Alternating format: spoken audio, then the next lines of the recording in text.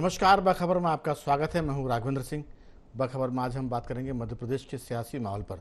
दरअसल चुनाव का माहौल बनना शुरू हो गया और ऐसे में आयाराम गयाराम की स्थिति भी तेज होती जा रही है। पिछले दिनों की बात है, मध्य प्रदेश भाजपा के वरिष्ठ नेता दीपक जोशी कांग्रेस में शामिल हो गए थे।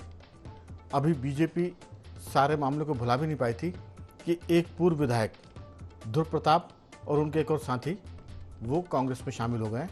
कमलनाथ और दिग्विजय सिंह की मौजूदगी पर वो कांग्रेस में शामिल हुए और जब वो कांग्रेस में शामिल हुए तो दीपक जोशी की तरह उन्होंने भाजपा की सियासत में, भाजपा की अंदरूनी स्थिति पर, शिवराज सिंह की सरकार पर गंभीर आरोप लगाए।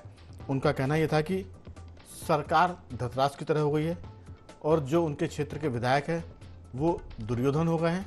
और उन्होंने प्रदेश भाजपा अध्यक्ष पर भी कहा कि वो लेविश लाइफ जीने में मस्त हैं, मशगूल हैं। और एक और नेता बोरीबंद से महतो करके हैं, शंकर महतो, वो भी कांग्रेस में शामिल हो गए।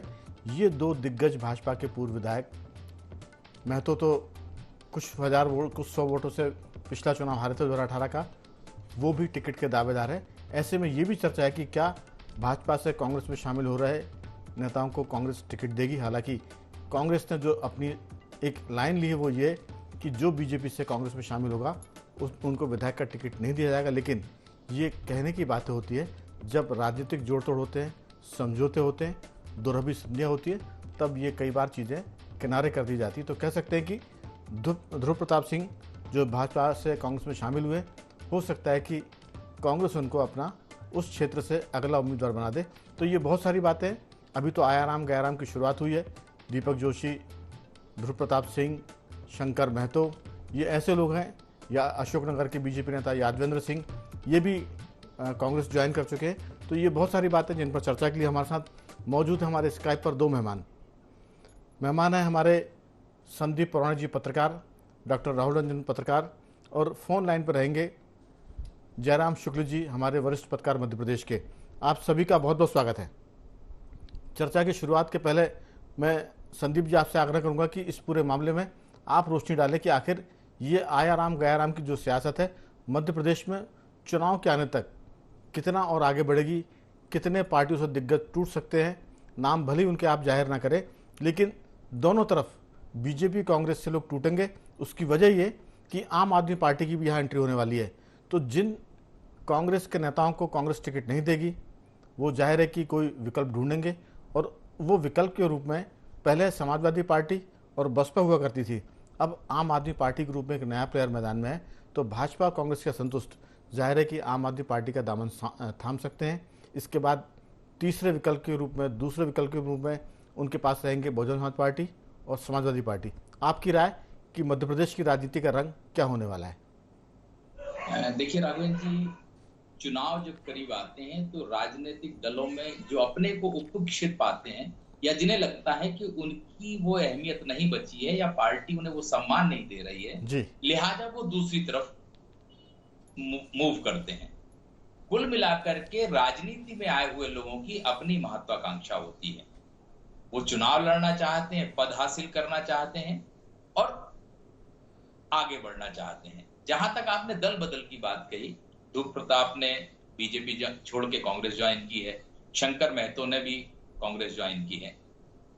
कुल मिलाकर के हम ये देखते हैं कि इन नेताओं की कहीं ना कहीं तो महत्वाकांक्षा होगी राघवेंद्र जी, चाहे कांग्रेस से बीजेपी में जाए या बीजेपी से कांग्रेस में जाए जी। या तो उसको ये लगता है पार्टी को कि इस व्यक्ति की हमारे लिए कोई जरूरत नहीं है जी, तो वो मनाने की भी कोशिश नहीं करती, या अगर वो व्यक्ति पार्टी के लिए बहुत महत्वपूर्ण होता है तो पार्टी की ओर से कोशिश की जाती है उसे मनाने की। दीपक जोशी के मामले में हमने देखा कि कोशिश हुई, लेकिन ध्रुव प्रताप सिंह के मामले में और शंकर महतो के मामले में ये पहल नहीं हुई। तो कहीं ना कहीं पार्टी को ये लगता होगा ये उतने वजनदार लोग नहीं है। दूसरी तरफ कांग्रेस की जहां बात है या जो दल लेता है उसको ये लगता है कि जिस दल को ये छोड़ के आ रहा है उसके साथ कुछ वोट बैंक भी हमें हासिल हो जाएगा जी। कुछ हजार ही सही, लेकिन वोट बैंक हमें हासिल हो जाएगा। क्योंकि मध्य प्रदेश के चुनाव में बहुत कम सीटें ऐसी हैं जहां बहुत बड़ी मार्जिन होती है, जहां कई सीटें ऐसी हैं जहां 5,000 के अंदर करीब करीब 50 सीटें मध्य प्रदेश में ऐसी हैं जो 5,000 वोट के अंदर सिमट जाती हैं। तो राजनीतिक दल को यह लगता है कि जहां हम 5,000 से कम वोट से हारे हैं, अगर दूसरे दल का व्यक्ति आ जाता है तो हमें राजनीतिक लाभ हो जाएगा। कुल मिलाकर के दल बदल की महत्वपूर्ण कारण एक तो वोट बैंक हासिल करना, दूसरा उस नेता का जो पार्टी में उपेक्षित हो रहा है वो दूसरे दल में शामिल होना। अब आपने बात कही कि आम आदमी पार्टी, राघवेंद्र जी अभी तो बहुत छोटे दल बदल हो रहे हैं जी, इक्का दुक्का दल बदल हो रहे हैं।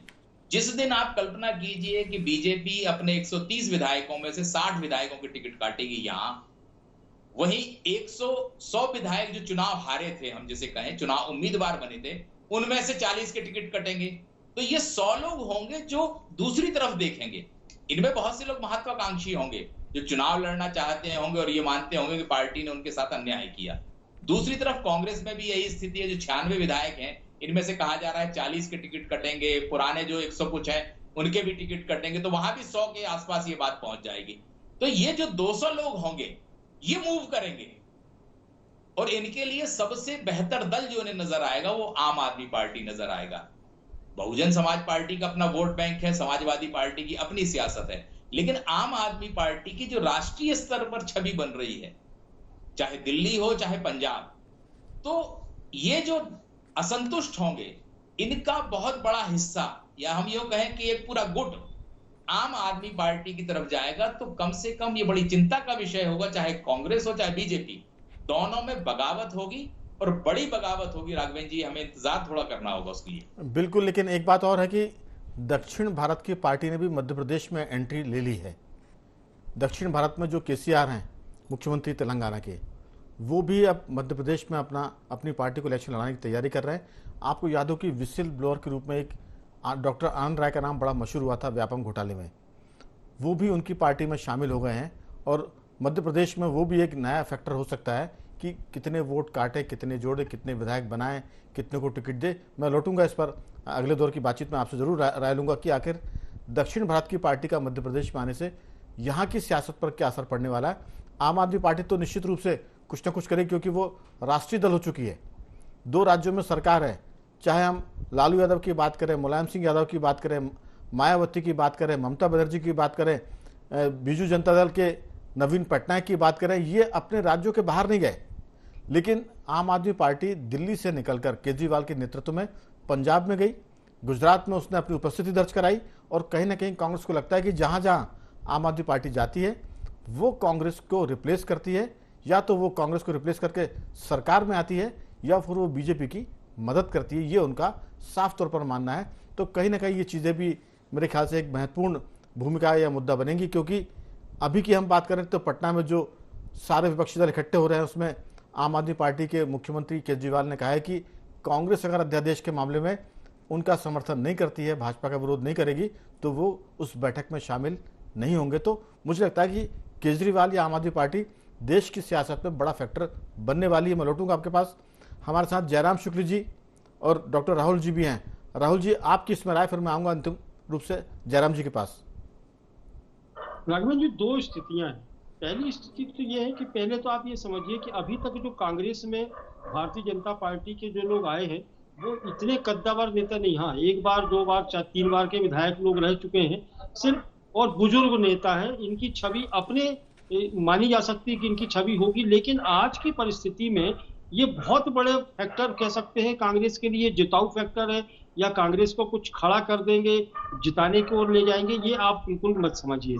दूसरी चीज ये है कि जो लोग भी लेकिन डॉक्टर राहुल, ये माहौल तो बनाते हैं, हवा बनाते हैं, और जनमत जो होता है उसकी धारणा बनाने में मदद करते हैं। ये छोटे छोटे से जो फैक्टर होते हैं वो कहीं ना कहीं एक मौसम तो बनाते हैं कि बारिश होने वाली कि नहीं होने वाली। जी, ये मानसून तो है ही राघवेंद्र जी, चुनावी मानसून है, ये बारिश हो ही रही है, दिखाई दे रहा है। दीपक जोशी आए थे तो माहौल क्रिएट हुआ था, ये महतो जी भी आए हैं तो माहौल क्रिएट हुआ है। तो ये माहौल तो बन रहा है, और इस मामले में कांग्रेस बहुत सक्रियता के साथ में, दिग्विजय सिंह और कमलनाथ पीछे लगे हुए हैं कि किन किन नेताओं को लेके आ सकते हैं। यहाँ 2 स्थितियां ये हो रही हैं कि वे लोग जो हाशिए पे डाल दिए गए थे भारतीय जनता पार्टी ने, जिनको बहुत किनारे कर दिया था, जिनकी पूछ परख बंद हो गई थी, उनको कांग्रेस ने अपने पास ले लिया है, तो कांग्रेस की ओर ये लोग जा रहे हैं। दूसरी स्थिति ये है कि वे लोग जिनका राजनीतिक कैरियर समाप्ति की ओर था या समाप्त हो चुके थे, उनको अब कांग्रेस में अपना उदय दिखाई दे रहा है कि कांग्रेस से कुछ उनको आशा लगाई है कि हो सकता है कि यहाँ टिकट मिल जाए, और टिकट मिलने के बाद में फिर से वो अपनी नेतागिरी को और राजनीति को सक्रिय कर सकेंगे। बिल्कुल। ये स्थिति अच्छा अकेला कांग्रेस में नहीं है, ये भारतीय जनता पार्टी में भी कुछ दिनों में दिखाई देगा। लेकिन सबसे बड़ी बात ये है कि जब राजनीतिक दलों को या नेताओं को लगता है कि जहां पल्ला भारी है वो वहीं की ओर ढुलने लगते हैं। आप ये देखिए कि जब मध्य प्रदेश में कांग्रेस की सरकार बनी थी, तो जो भारतीय जनता पार्टी में जब कांग्रेस के लोग गए, फिर कांग्रेस भारतीय जनता पार्टी की सरकार बन गई, तो इन लोगों ने महत्वाकांक्षा थी वहां चले गए। तो यही स्थितियां भारतीय जनता पार्टी के साथ होनी और यही स्थितियां कांग्रेस के साथ होनी। इस समय कांग्रेस को ऐसा लग रहा है कि मध्य प्रदेश में कांग्रेस प्लस में जा रही है और कांग्रेस के प्रति लोगों का रुझान बढ़ रहा है, तो लोगों की महत्वाकांक्षाएं और लोगों की आशाएं कांग्रेस के साथ जुड़ने लगी है। राहुल जी, इसलिए ये रुझान आपको दिखाई दे रहा है। जी, दरअसल कुछ लोग तो राजनीति का मानसून समझते हैं, उस हिसाब से वो अपने आप को उस तरफ लेके चले जाते हैं। जैसे बिहार में कभी लोग बोलते थे कि रामविलास पासवान राजनीतिक मानसून के विशेषज्ञ हैं और उनको पता होता है कि किसकी सरकार बनने वाली, वो उसके पाले में चले जाते हैं।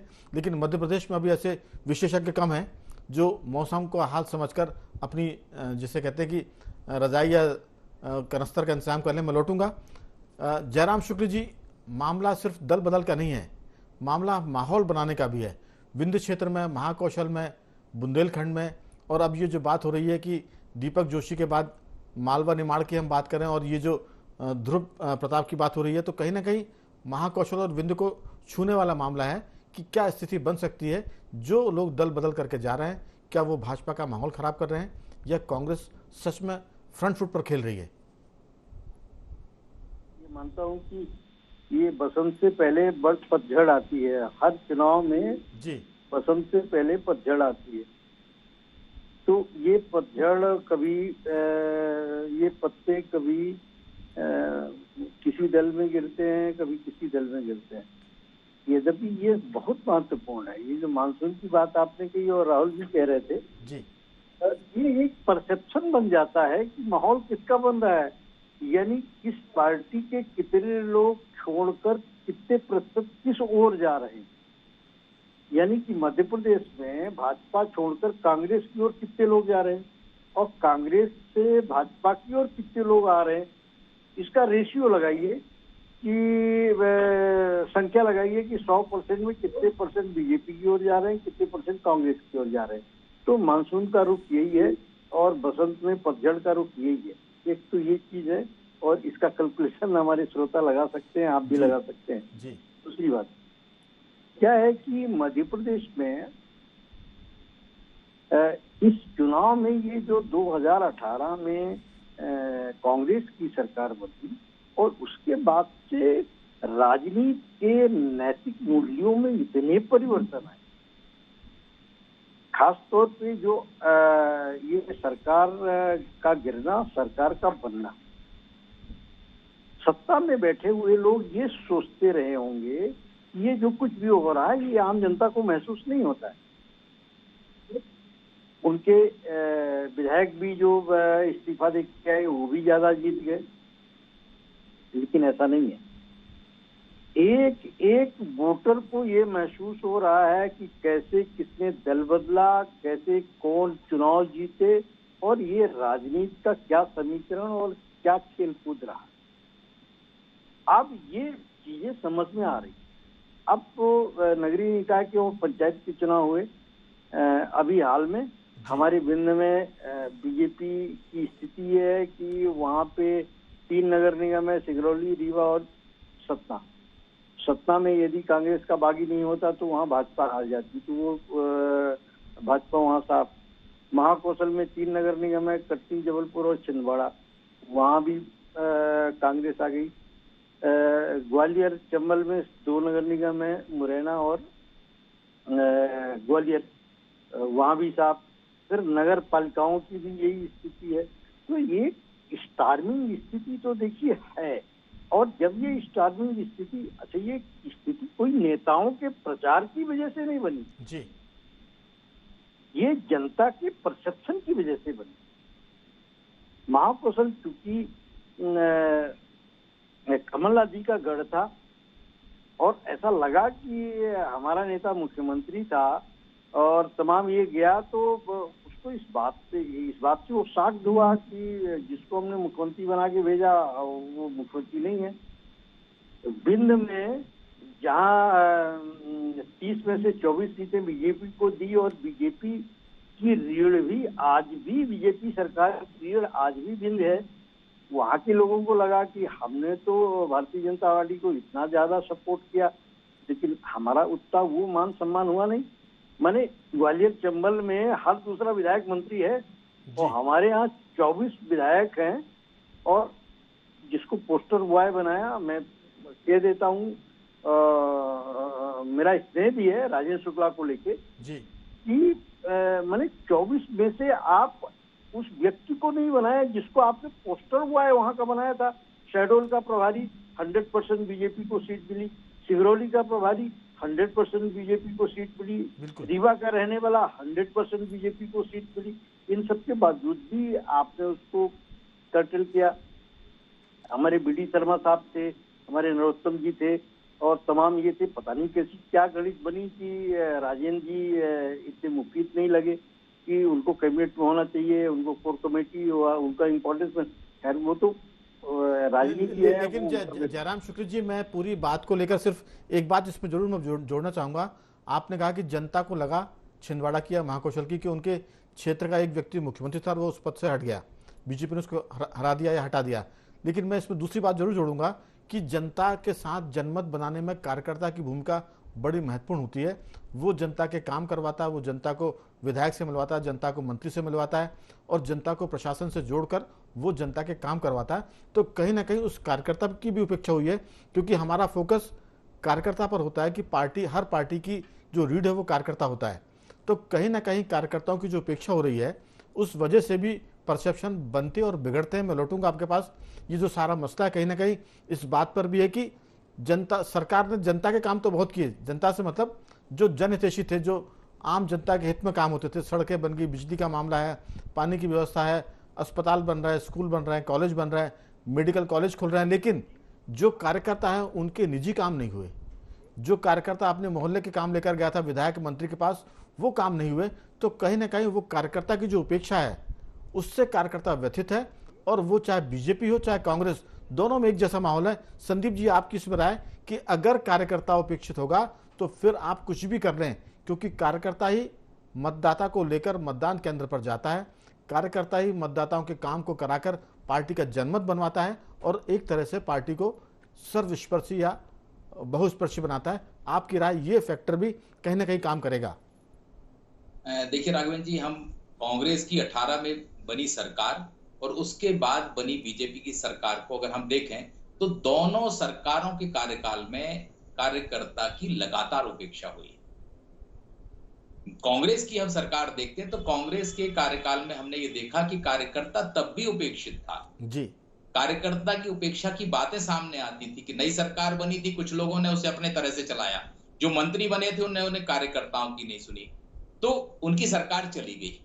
अब बीजेपी की जब सरकार आई तो बीजेपी की सरकार को जब हम देखते हैं तो इस सरकार के मंत्रियों ने कार्यकर्ताओं की बिल्कुल नहीं सुनी। आप ये देखिए कि प्रभारी मंत्री जिले में नहीं गया राघवेंद्र जी, 3.5 साल हो गए हैं, मंत्री गिनती की बार अपने इलाके में गए हैं।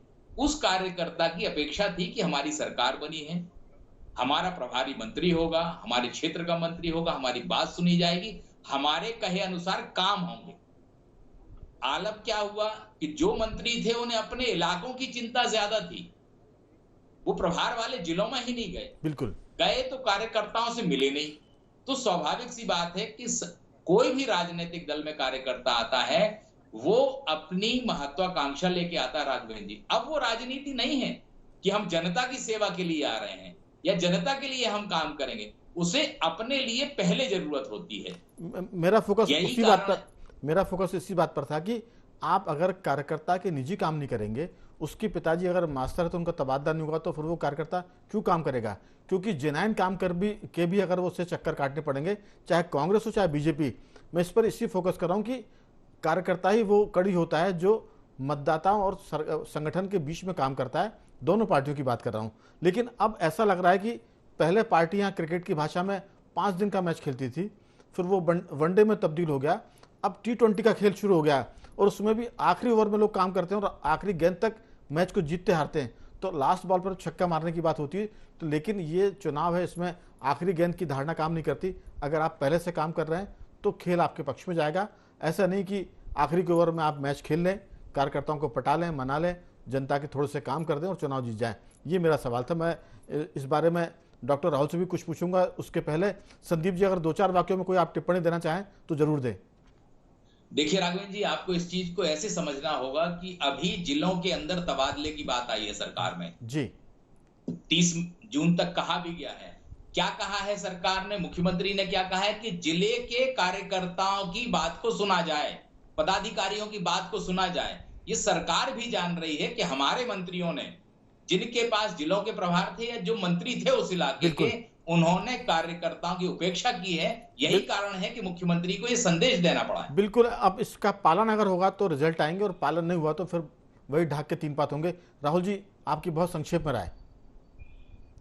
ये जिस कार्यकर्ता की आप बात कर रहे हैं, ये बिना पगार के लोग होते हैं जो दिन रात लगे रहते हैं। इनको लास्ट मोमेंट में इनके बहुत बड़े काम नहीं होते, छोटे छोटे काम कार्यकर्ताओं के होते हैं।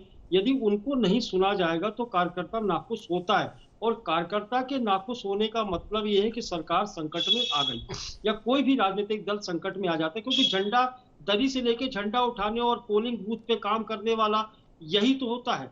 तो यदि इसकी उपेक्षा हो गई तो फिर तो बहुत मुश्किल हो जाता है। और भारतीय जनता पार्टी में ये हुआ है, लंबे समय तक ये होता आ रहा है। और भारतीय जनता पार्टी कार्यकर्ता बेस्ड जो बात करती है, राहुल जी, ये सब पार्टियों में होता है।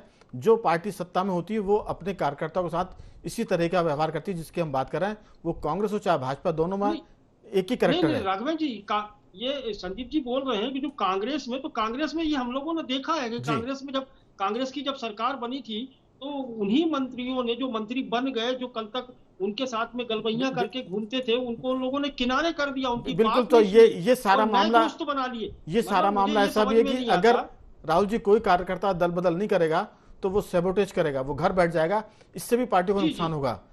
दल बदल तो बड़े लोग करते हैं, लेकिन कार्यकर्ता कई बार दुखी होकर घर बैठता है। जयराम शुक्ल जी, आपकी इस पर अंतिम राय की, जो लीडर हैं वो दल बदल कर लेंगे, लेकिन उपेक्षित और दुखी कार्यकर्ता दल भले ना बदले, क्योंकि उसकी दल बदलने से उसकी कोई बहुत ज्यादा बड़ी इमेज नहीं होती, तो उसको कोई पार्टी वाले पूछते भी नहीं है। लेकिन वो अपने मोहल्ले के 2-4 वोटों पर भी अगर काम करता है तो वो बंद कर देता है, और ये बूंद बूंद से घड़े भरते हैं और बूंद बूंद से घड़े खाली हो जाते हैं, सागर खाली हो जाते हैं। आपकी बहुत छोटी सी राय। जो मुझे राय देनी थी आपने अपने ही वक्तव्य में बोल दिया। हुआ ये है कि पुरानी पीढ़ी के भारतीय जनता पार्टी के कार्यकर्ता भीषण उपेक्षित। अभी तक होता ये था कि बीजेपी का कार्यकर्ता उपेक्षित होता था, लेकिन बीजेपी के खिलाफ नहीं जाता, दुखी होता था जी। इस बार स्थिति ये है कि वो वोकल है। बीजेपी का उपेक्षित कार्यकर्ता वोकल है, और वो एक अलग पीढ़ी है। और वो पीढ़ी कहीं ना कहीं वही जो जिनको आप हमेशा देव दुर्लभ बोलते हैं, देव दुर्लभ कार्यकर्ता और देव दुर्लभ संगठन मंत्री, उस जमाने के कार्यकर्ता लोग। वह ये है कि हमारे जो नए अध्यक्ष महोदय हैं, जिनकी सदारत में अब तक ये बीजेपी चल रही है, इनने कांग्रेस की शैली में एक समानांतर संगठन खड़ा कर दिया, जिनके संस्कार न संघ से थे न भाजपा से थे। इनसे जुड़ाव माने विश्व, ये जो विद्यार्थी परिषद का जो एक काडर, अराजक काडर था, जिसने उज्जैन में अपने रंग दिखाए, जिनने इंदौर विश्वविद्यालय में अपने रंग दिखाए, जिन्हें जबलपुर विश्वविद्यालय में अपने रंग दिखाए, जिन्हें ग्वालियर विश्वविद्यालय में अपने रंग। जयराम जी, समय की कमी है, थोड़ा सा एक आध वाक्य में खत्म करें क्योंकि समय पूरा हो चुका था। काडर खड़ा कर दिया जी। उस काडर से बीजेपी का जो गंभीर संस्कारित कार्यकर्ता है, जो बुजुर्ग भी है, जो सम्मान की अपेक्षा नहीं करता, कुल मिलाकर भाजपा का जो खांटी कार्यकर्ता वो उपेक्षित है, और उसकी वजह से पार्टियां दिक्कत में और चुनाव में उसको दिक्कत आ सकती है। मैं सिर्फ इसमें एक लाइन और जोड़ूंगा कि पिछले दिनों रतलाम में एक मंडल अध्यक्ष को जब हटा दिया गया तो उस मंडल अध्यक्ष ने जिला अध्यक्ष को हटाने के लिए रैली निकाल दी। ये बीजेपी के इतिहास में पहली बार हुआ। कांग्रेस में तो इस तरह की बातें अक्सर होती रहती, लेकिन मंडल अध्यक्ष जो था उसने जिलाध्यक्ष को हटाने के लिए रैली निकाली, भाजपा में बड़ी बात है। तो ये बहुत सारी चीज़ें जिस पर पार्टी अपने स्तर पर विचार करेंगी, चाहे बीजेपी हो चाहे कांग्रेस। तो कुल मिलाकर ये दल बदल का जमाना आ रहा है, चुनाव तक बहुत सारे लोग दल बदलेंगे। ये खबरें अभी शुरू हुई है, हम इन तमाम मुद्दों पर कई बार बातचीत करेंगे चुनाव आते आते तक। तीनों मेहमानों को मैं धन्यवाद करूंगा। संदीप जी आपका साधुवाद, राहुल जी आपका भी, और जयराम शुक्ल जी आपका बहुत बहुत धन्यवाद कि आपने चर्चा में हिस्सा लिया। तो ये चुनावी और सियासी झटके जो लगना शुरू हो गए, अभी कांग्रेस को है, बीजेपी को है, कल कांग्रेस को भी लगेंगे, क्योंकि बीजेपी ने अभी ये फ्रंट खोला नहीं है। बखबर में आज सिर्फ इतना ही। बने रहिए हमारे साथ और देखते रहिए IND24।